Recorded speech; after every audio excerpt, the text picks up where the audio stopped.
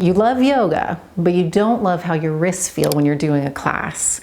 Well, this video will help you out. I have two different ways to help support you. One is an immediate fix and then one is a long-term fix. And between the two, your wrists are going to be happier in yoga. And if you're a yoga teacher, both of these things are going to be helpful to teach in your classes. I'm Brea Johnson of Heart Bones Yoga. I teach loving and kind, functional, mobility-infused ways of moving with love, with ease, with joy, on your mat, off your mat, in your everyday life. So subscribe, join me on heartbonesyoga.com for our online studio for more classes. Let's make our wrists happy. I know sometimes it seems like all we're ever doing in yoga is being on the hands and knees. And those poor wrists are not used to this. So the first thing that we can do when you're in a class and your table or your teacher's telling you to go into tabletop position or downward facing dog, and your wrists are just saying, no way, can't do it, this is what you want to do. Here's some options. Even if your teacher doesn't give those as options, I really lovingly encourage you to feel empowered to do them yourself, even if nobody else is, because the most important thing is to take care of you and your body. And if you're in a class where the teacher's like, hey, what are you doing? Then maybe find a different class, because a good yoga teacher is going to see somebody doing a variation that's right for their body and go, good for you, hooray, right? Because ideally that's what we're doing with yoga. Okay, so let's get into this. Most of us live a life on computers where our wrists are like this. And then when we go to yoga, we're asked to put our wrists all in the opposite direction here, and then the weight of our upper body, and no wonder our wrists hurt. So let's start with just no pressure on the wrist. The simplest, easiest fix is not to put the pressure. So hopefully that the yoga studio that you go to has props, and you can use 2 yoga blocks or a bolster. I've got a bolster here, but you can set 2 yoga blocks just like I have the bolster, side by side. And so let's say you're doing stuff in tabletop in your class and you're spending time there, and then here we go. What you want to do then is come on to the forearms. It's really as simple as that. I know, it's nothing too complex.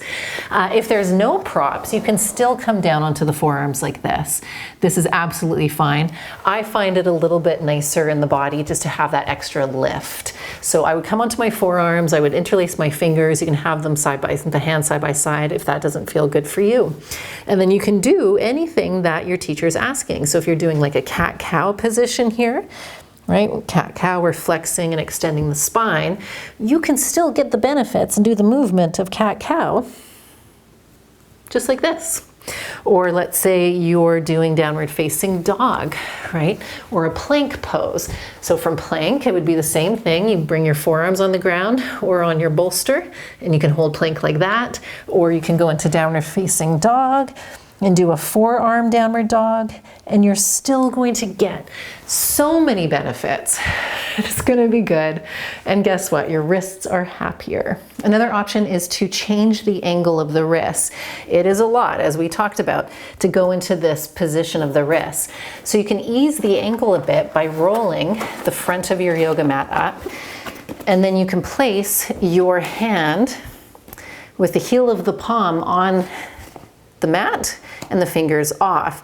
And for some of us, that's going to be enough. That's just, we're not in full angle like that. We're just opened up the wrist joint. And then what you want to do is feel like you're pushing the ground away from you and lifting out of the wrist. So really feel like you're getting a lifting, like a downward action of the hand and a lifting out upward action of your wrist joint. And you can experiment a little bit. Sometimes we want to have it a little bit bigger.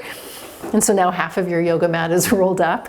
Or what you can do is grab 2 yoga mats, use the one yoga mat for your feet, and then you can grab another one and have it rolled up and do that.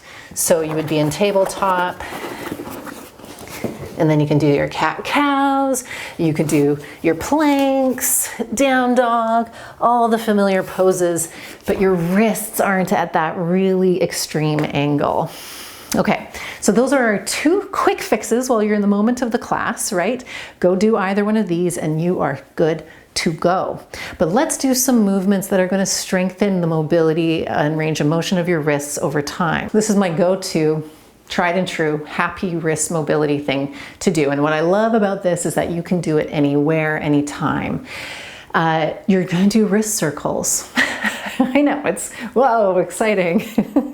Like, we're not doing anything dramatic, but it's so good and healthy for the wrists. But to get the most out of your wrist circles is to make a gentle fist with your hand. And then I like to take my one hand to my forearm with my wrist up, and then circle around. Because if you let yourself do this, you're going to notice that your forearm rotates with the wrist. And that's going to not get us focused into the rotation of the wrist joint that we want. So we hold the hand to the forearm as a little bit of a seat belt. We try to keep that forearm still. And then move your wrist around without moving the forearm. And you can see, oh yeah, it's really hard. You're going to see how much your forearm is going to want to help out with the rotation.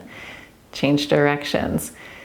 And so not letting that forearm move drives really most of the movement deep into that wrist joint.